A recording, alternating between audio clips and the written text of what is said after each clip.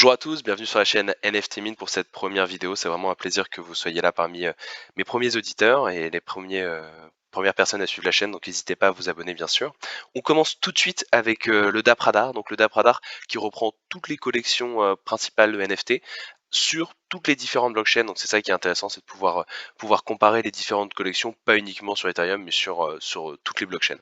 Donc on voit sur les volumes qu'il n'y a pas de changement majeur. Sur OpenSea, on est toujours à 12 millions en daily. En weekly, on est toujours au-dessus des 100 millions, donc c'est à peu près correct, malgré la baisse du prix des cryptos cette semaine. Donc c'est plutôt une bonne nouvelle. Ensuite, pour ce qui est des collections, donc on voit que Bored Ape est toujours premier, hein, bien évidemment, en volume, sont vraiment indétrônables, hein, sur 7 jours, aussi bien les mutantes que les boards. Et Budgie Penguins qui fait une très très belle remontada, il faut le dire, hein, sur les volumes, quasiment 338% sur la semaine. On va rentrer plus en détail sur cette collection pour comprendre bien ce qui s'est passé. Et on enchaîne tout de suite avec le top OpenSea. On enchaîne tout de suite avec OpenSea. Donc OpenSea, comme on disait, avec l'augmentation des volumes des Buggy Penguins qui explose cette semaine.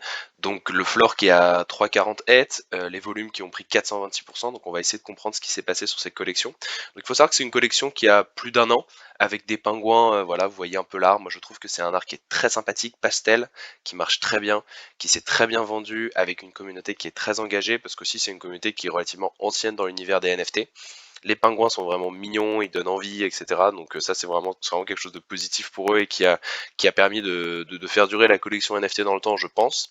Et en fait, ce qui s'est passé cette semaine, c'est que le NFT le plus rare s'est vendu à 400 Ethers.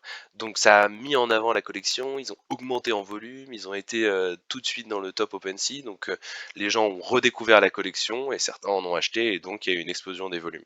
Le floor a pas tellement explosé, il n'y a pas eu de gros mouvements là-dessus. En plus, ils ont fait un announcement concernant les advisors qui rejoignaient leur board. Il y a une personne qui est chez Meta, Head of Partnership. Il y a également quelqu'un qui est chez Nike. Donc on va voir ce que ça donne. Ça peut être quelque chose de très intéressant sur ce côté-là. Et enfin, un partenariat peut-être avec Beeple. En tout cas, ils nous ont mis en avant un espèce de teaser, un tweet qu'a fait Beeple concernant les pingouins.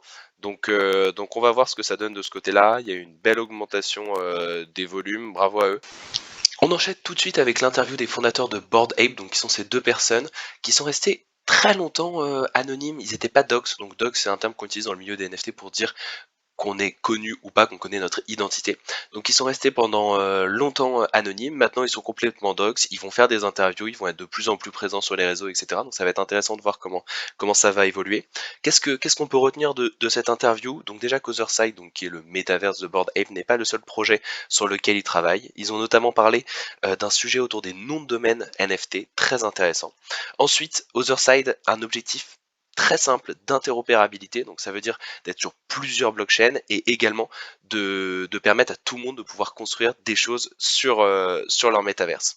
Yuga Labs, donc qui est le nom de la société mère de Bored Apes, a une valorisation de 4 milliards de dollars et ils ont suffisamment de cash pour tenir 4 ans de bear market. Ils étaient 11 salariés en janvier, ils sont aujourd'hui 75. Ils ont aussi insisté sur le fait que le merch allait énormément se développer, donc c'est-à-dire les pulls, les casquettes, etc. Donc ça va être intéressant de voir comment ça va évoluer.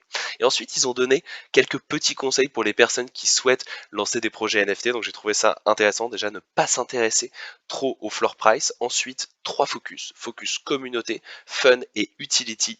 Et enfin, une réponse un peu farfelue d'un des fondateurs de Bored Ape sur comment avoir une bonne idée de NFT qui a répondu lors de l'interview: va dans la forêt, prends des champignons et trouve une idée cool pour ton projet. Donc ça montre vraiment que c'est des gens qui se prennent pas trop au sérieux et qui sont vraiment là avant tout pour le fun et ça c'est vraiment sympa.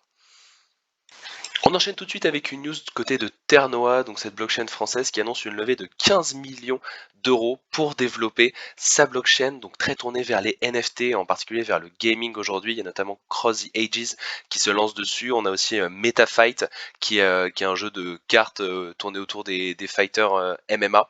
Donc très intéressant de voir qu'ils continuent de lever, ils continuent de se développer.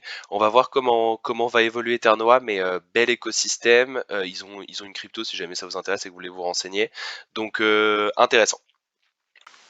Du nouveau du côté de la marketplace de Ledger, donc Market qui annonce son premier drop en partenariat avec Brix.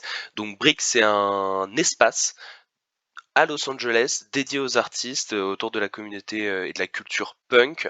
Donc on va voir ce que ça va donner ce premier drop, quelle va être l'utilité du NFT, donc pouvoir tout simplement accéder au lieu, avoir le droit de venir à tous les différents concerts qui vont s'y passer.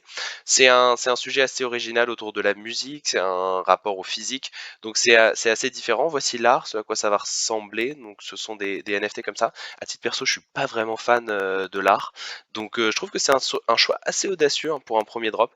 On va voir ce que ça va donner. Il y a différents avantages avec le fait de détenir plusieurs de ces NFT.